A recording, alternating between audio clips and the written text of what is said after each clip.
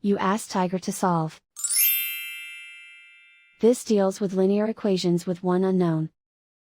The final result is x equals -6. Let's solve it step by step. Isolate the x.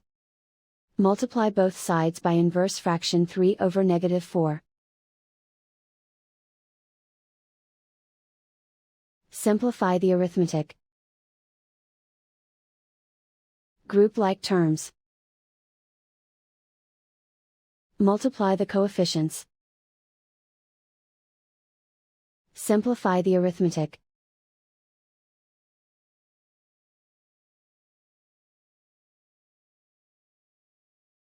Multiply the fractions.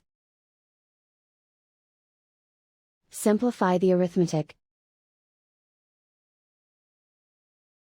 And so the final result is x equals -6.